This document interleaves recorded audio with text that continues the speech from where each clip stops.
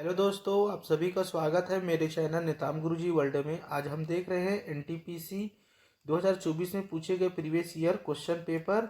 ये वीडियो आपके सभी एग्जामों के लिए बहुत ही महत्वपूर्ण है। वीडियो को लाइक करें, शेयर करें, सब्सक्राइब करें अगर वीडियो अच्छा लगे तो।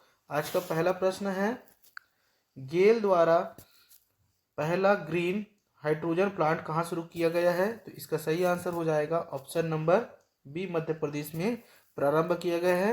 कब से? तो 2024 से प्रारंभ किया गया है। ठीक है, ये वीडियो आपके सभी एग्जामों के लिए बहुत ही महत्वपूर्ण है। आपके एनटीपीसी, रेलवे, एसएससी सभी एग्जामों के लिए, ग्रुप डी सभी के लिए महत्वपूर्ण है। इस वीडियो को अंत तक जरूर देखें। नेक्स्ट प्रश्न है, क्षोभ मंडल के बारे में निम्नलिखित में से कौन सा कथन सत्य है? क्षोभ मंडल के बारे में निम्नलिखित में से कौन सा कथन सत्य है? तो इसका सही आंसर हो जाएगा ऑप्शन नंबर सी, इसकी औसत ऊंचाई 13 किलोमीटर होती है। क्षोभ मंडल की ऊंचाई कितनी होती है? तो 13 किलोमीटर होती है। ठीक है, नेक्स्ट प्रश्न है, मंदी और महानंदी के दौरान होने वाली बेरोजगारी को क्या कहा जाता है? तो इसका सही आंसर हो जाएगा ऑप्शन नंबर डी, चक्रीय बेरोजगारी कहा जाता है। ये सभी प्रश्न 2024 एनटीपीसी में पूछे गए हैं, इसलिए आप इस वीडियो को अंत तक जरूर देखें। आपके सभी एग्जामों के लिए बहुत ही महत्वपूर्ण है। नेक्स्ट प्रश्न है, किस राज्य में पहला लोकयुक्त स्थापित हुआ था? बताइए। तो इसका सही आंसर हो जाएगा ऑप्शन नंबर सी, महाराष्ट्र में लोकयुक्त स्थापित हुआ था। और कब हुआ था? तो 1971 को। कब हुआ था? 1971 को। ठीक है, नेक्स्ट प्रश्न है, ईस्वी सन 1946 में बनी अंतरिम सरकार के राजेंद्र प्रसाद के पास कौन सा विभाग था? तो इसका सही आंसर हो जाएगा ऑप्शन नंबर डी, खाद्य एवं कृषि। क्या था? तो खाद्य एवं कृषि विभाग उनके पास था। ठीक है,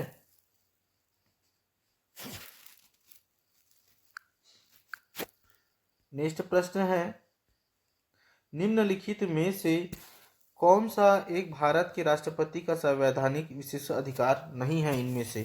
तो इसका सही आंसर हो जाएगा ऑप्शन नंबर ए, पुनः विचार के लिए एक वित्तीय विधेयक की वापसी। ठीक है, नेक्स्ट प्रश्न है, टीपू सुल्तान किस वर्ष में मैसूर का शासक बना था? टीपू सुल्तान किस वर्ष मैसूर का शासक बना था? तो इसका सही आंसर हो जाएगा ऑप्शन नंबर डी, 1782 को मैसूर का शासक बना था। और यह किसका पुत्र था? टीपू सुल्तान। तो याद रखिएगा, जो टीपू सुल्तान है हैदर अली का पुत्र था। किसका पुत्र था? हैदर अली का पुत्र था। ठीक है, याद रखिएगा, हैदर अली का पुत्र था, जिसे मैसूर टाइगर के नाम से जाना जाता था। जिसे मैसूर टाइगर के नाम से जाना जाता था। ठीक है, याद रखिएगा। नेक्स्ट प्रश्न है,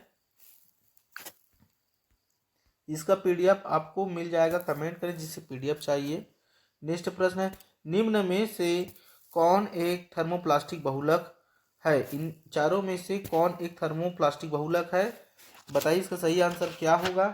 तो इसका सही आंसर हो जाएगा ऑप्शन नंबर डी, सभी थर्मोप्लास्टिक है। नायलॉन, टेफ्लॉन, पॉलीथीन, ये सभी एक थर्मोप्लास्टिक बहुलक है। ठीक है, नेक्स्ट प्रश्न 25 है, सामान्य एवं शांत श्वसन को क्या कहा जाता है? बताइए, इसका सही आंसर क्या होगा? तो इसका सही आंसर हो जाएगा ऑप्शन नंबर बी, यूपनिया कहा जाता है।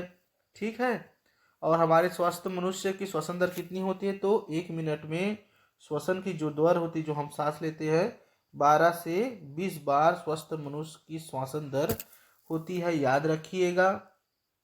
ठीक है, नेक्स्ट प्रश्न है, भारत की नई औद्योगिकी नीति 1951 आधारित है। इनमें से किस पर आधारित है? इन चारों में से।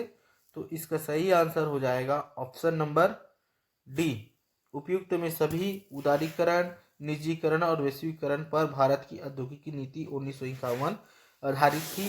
ठीक है, नेक्स्ट प्रश्न 34 है, नीति आयोग द्वारा विकसित geo portal greening and restoration of wastelands with agroforestry का उद्देश्य क्या है?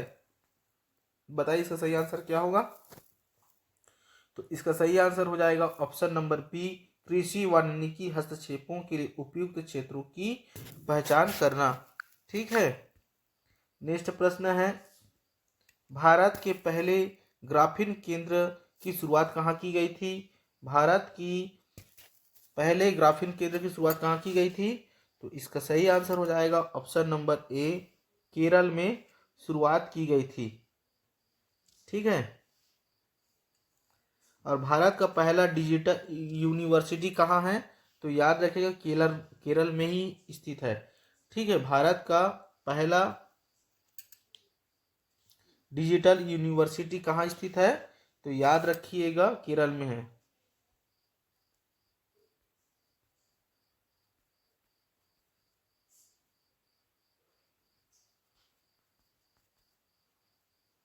केरल में, ठीक है, याद रखिएगा। नेक्स्ट प्रश्न है, कश्मीर का अकबर के नाम से किन्हें जाना जाता है। बताइए, कश्मीर के अकबर के नाम से किन्हें जाना जाता है। तो इसका सही आंसर हो जाएगा ऑप्शन नंबर डी, सुल्तान जैनुल आबिदीन को कहा जाता है। ठीक है, और इन्होंने, याद रखिएगा, सुल्तान जैनुल ने महाभारत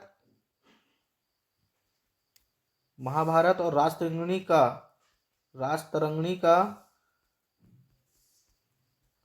फारसी अनुवाद किया है। फारसी में अनुवाद किया है, याद रखिएगा, फारसी में अनुवाद किया है। ठीक है, कश्मीर का अकबर जो कहा जाता है सुल्तान जैनुल को, वो है महाभारत और राजतरंगिणी का फारसी में अनुवाद किया है। ठीक है, नेक्स्ट प्रश्न है, अष्टप्रधान का गठन किसने किया था। बताइए, अष्टप्रधान का गठन किसने किया था। तो इसका सही आंसर हो जाएगा ऑप्शन नंबर डी, शिवाजी ने अष्टप्रधान का गठन किया था। और अष्टप्रधान का प्रमुख कौन होता था। तो याद रखिएगा, अष्टप्रधान का प्रमुख होता था पेशवा। ठीक है, याद रखिएगा। और ये पेशवा किसके स्थान पर आया है। तो राजा के स्थान पर पेशवा आया है। ठीक है, याद रखिएगा। और अष्टप्रधान को ही ना, याद रखिएगा, भूमि सलाहकार भी कहा जाता है। भूमि सलाहकार को भूमि सलाहकार किन्हें कहा जाता है। तो याद रखिए, भूमि सलाहकार कहा जाता है अष्टप्रधान को ही भूमि सलाहकार भी कहा जाता है। नेक्स्ट प्रश्न है, हरेली, कजरी और मड़ई त्योहारों का संबंध निम्नलिखित में से किस राज्य से है। बताइए।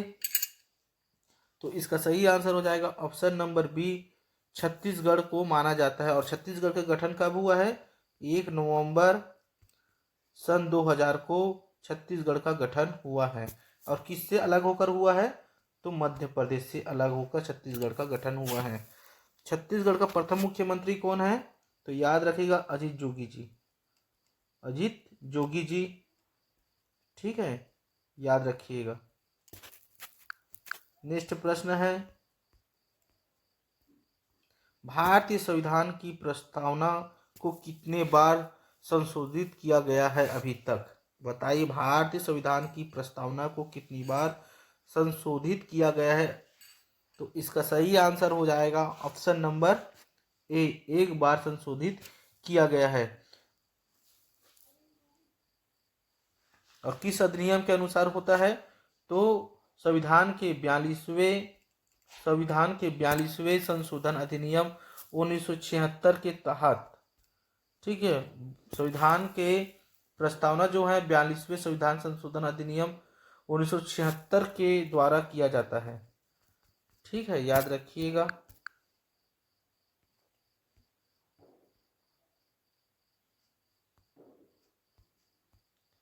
नेक्स्ट प्रश्न है, निम्नलिखित में से किस राज्य की सरकार ने आदिवासी गांवों को मुख्य सड़कों से जोड़ने के लिए भगवान बिरसा मुंडा जोड़ राष्ट्रीय योजना शुरू की गई है। बताइए, इसका सही आंसर क्या होगा। निम्नलिखित में से किस राज्य की सरकार ने आदिवासी गांवों को मुख्य सड़कों से जोड़ने के लिए भगवान बिरसा मुंडा जोड़ राष्ट्रीय योजना शुरू की गई है। तो इसका सही आंसर हो जाएगा ऑप्शन नंबर सी महाराष्ट्र। ठीक है, और कब से प्रारंभ हुई है तो याद रखिएगा 18 अगस्त 2023 से। कब से प्रारंभ किया गया है अभियान, तो 18 अगस्त 2023 से। ठीक है, नेक्स्ट प्रश्न है, भारत में श्वेत क्रांति का जनक किन्हें माना जाता है, तो इसका सही आंसर हो जाएगा भारत में श्वेत क्रांति की जनक वर्गीज कुरियन जी को माना जाता है। ठीक है, श्वेत क्रांति की शुरुआत कब हुई है, तो याद रखिएगा 1970 से श्वेत क्रांति की शुरुआत हुई है। ठीक है, श्वेत क्रांति का संबंध किससे है, तो दूध उत्पादन से है। किससे है, दूध उत्पादन से है। ठीक है, याद रखिएगा। राष्ट्रीय दूध दिवस कब मनाया जाता है, तो 26 नवंबर को मनाया जाता है। राष्ट्रीय दुग्ध दिवस कब मनाया जाता है, दूध दिवस कब मनाया जाता है, तो 26 नवंबर को मनाया जाता है। ठीक है, वीडियो अगर अच्छा लगे तो चैनल को जरूर सब्सक्राइब करें, लाइक करें, शेयर करें। ठीक है, और कमेंट में अपना राय जरूर बताएं कि वीडियो कैसा लगा। नेक्स्ट प्रश्न है, चाय की पत्तियों के इलाज के लिए प्रयोग किया जाता है। चाय की पत्तियों के इलाज के लिए प्रयोग किया जाता है। किस बीमारी को शांत करने के लिए चाय की पत्तियों का इलाज किया जाता है, तो इसका सही आंसर हो जाएगा ऑप्शन नंबर सी, जीवाणु के इलाज के लिए प्रयोग किया जाता है चाय की पत्तियों का। ठीक है, भारत के प्रमुख चार उत्पादक चाय का राज्य है, याद रखिएगा असम पहले नंबर में आता है चाय उत्पादन में, दूसरे में पश्चिम बंगाल, ठीक है, तीसरे में आता है तमिलनाडु, और चौथे में है केरल। ठीक है, याद रखिएगा।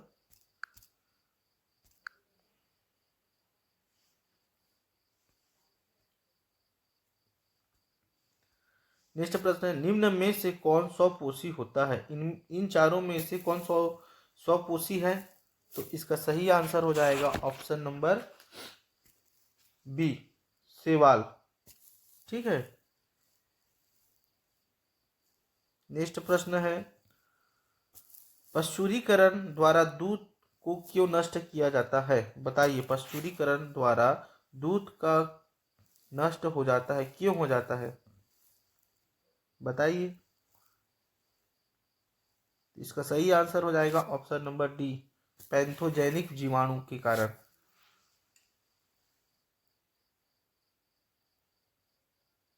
सॉरी, पश्चुरीकरण द्वारा दूध का क्या नष्ट हो जाता है, तो पैथोजेनिक जीवाणु नष्ट हो जाता है। ठीक है, याद रखिएगा पैथोजेनिक जीवाणु जो है नष्ट हो जाता है।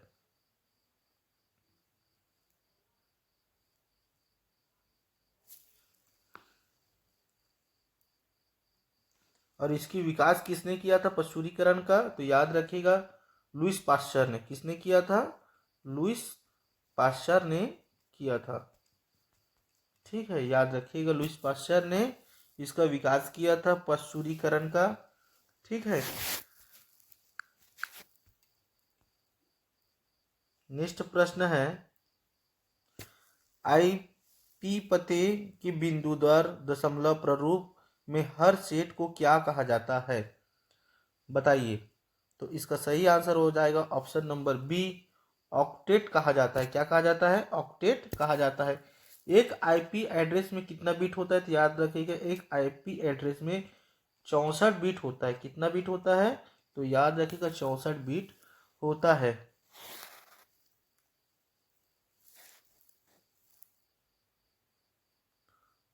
और ये क्या है, तो याद रखिएगा आईपी आईपी किसे कहा जाता है, तो एक इंटरनेट प्रोटोकॉल है। क्या है, इंटरनेट प्रोटोकॉल है। ठीक है, याद रखिएगा इंटरनेट प्रोटोकॉल है। ठीक है, ठीक, नेक्स्ट प्रश्न है,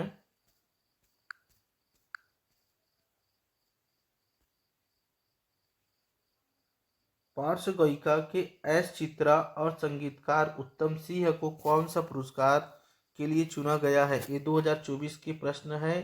ठीक है, इस वीडियो को आप अंत तक जरूर देखें। तो इसका सही आंसर हो जाएगा ऑप्शन नंबर ए, लता मंगेशकर पुरस्कार को लिए। ठीक है। नेक्स्ट प्रश्न है, निम्नलिखित में से किसने रेड शॉर्ट्स आंदोलन का आयोजन किया था? बताइए, इनमें चारों में से कौन है आंदोलन जारी किया था रेड शॉर्ट्स? तो इसका सही आंसर हो जाएगा option number B, Khan Abdul Ghaffar Khan ji को, ठीक है, ने किया था आंदोलन का आयोजन। ठीक है। और इन्होंने ही, याद रखिएगा, खुदाई खिदमतगार संगठन की स्थापना की थी। याद रखिए, और कब की थी खुदाई खिदमतगार की स्थापना? तो सन 1929 को। ठीक है, याद रखिएगा।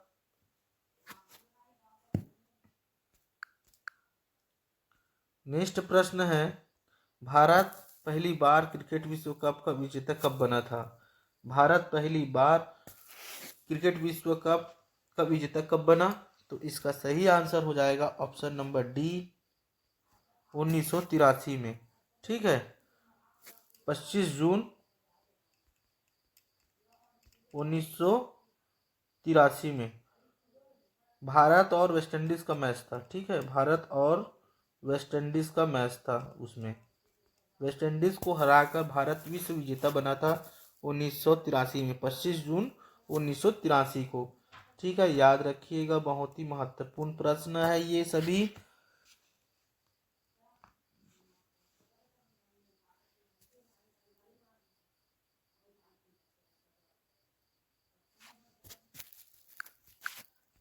नेक्स्ट प्रश्न है, कांग्रेस ने किस तिथि को संपूर्ण देश में पूर्ण स्वतंत्र दिवस मनाया? बताइए, कांग्रेस ने किस तिथि को संपूर्ण देश में पूर्ण स्वतंत्र दिवस मनाया? तो इसका सही आंसर हो जाएगा ऑप्शन नंबर बी, 26 जनवरी 1930 को। नेक्स्ट प्रश्न है, विसेंट स्मिथ ने भारत का नेपोलियन किसे कहा? तो इसका सही आंसर हो जाएगा ऑप्शन नंबर डी, समुद्रगुप्त को कहा। ठीक है। और ईरान का नेपोलियन किसे कहा जाता है? तो याद रखिएगा, ईरान का नेपोलियन कहा जाता है नादिर शाह को। किसे कहा जाता है? नादिर शाह को ईरान का नेपोलियन कहा जाता है। ठीक है। और पंजाब का नेपोलियन किसे कहा जाता है? तो याद रखिएगा, पंजाब का नेपोलियन कहा जाता है महाराजा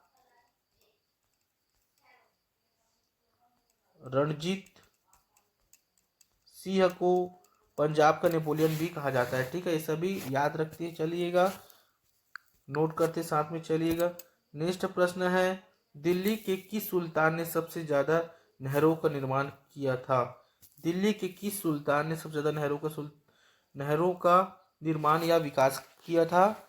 तो इसका सही आंसर हो जाएगा option number A, Firoz Shah Tughlaq ने। ठीक है, उन्होंने 50 बांध और 30 जलाशय का उल्लेख किया गया है इसमें। ठीक है।